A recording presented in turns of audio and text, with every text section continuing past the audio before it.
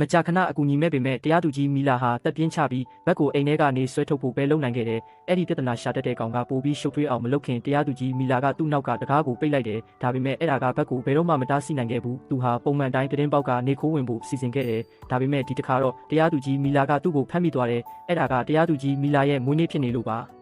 သူကဘက်ကိုတရက်တာမြစောင့်စည်းဖို့ပဲလိုချင်ခဲ့တာပါဒါပေမဲ့သူစကားမဆုံးခင်မှာပဲဘက်ကတောယုံတကောင်ကြောင့်အာယုံပြတ်သွားခဲ့ပြီးသူ့စကားတွေလည်းလုံးဝကိုလျှစ်လျူရှုခံလိုက်ရတာပေါ့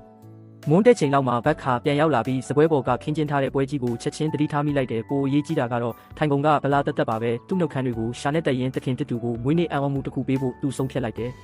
နောက်ပိုင်းမှာတော့သူဟာအမီးနံပြီးဝင်လာကတရားသူကြီးမီလာဘေးမှာဝင်ထိုင်လိုက်တယ်ဒါပေမဲ့လူတိုင်းကဘက်ရဲ့ပါဇက်ထဲမှာကြက်ချီတော့ကိုမြင်တဲ့အခါမှာတော့တခုခုမှားနေပြီဆိုတာသူတို့သိလိုက်ကြတယ်အတိအကျပဲထမင်းစားပွဲကတော့အစိတ်စိတ်အမွှားအမွှားပျက်စီးနေခဲ့ပြီးတရားသူကြီးမီလာကတော့လုံးဝကိုအရှုံးပေးထားတဲ့ပုံပေါ်နေခဲ့တယ်ဒါပေမဲ့အ ਨੇ ဆုံးတော့ဘက်ကကြက်ချီတော့တစ်ချောင်းချန်ထားခဲ့သေးတယ်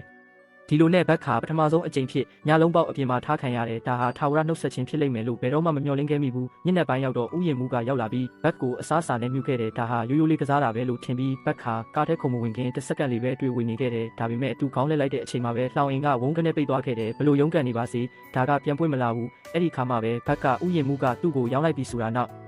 ဆုံးတော့သဘောပေါက်လိုက်တယ်